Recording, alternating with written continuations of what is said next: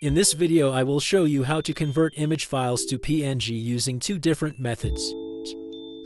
The first method, you can convert the image with the default photo preview application.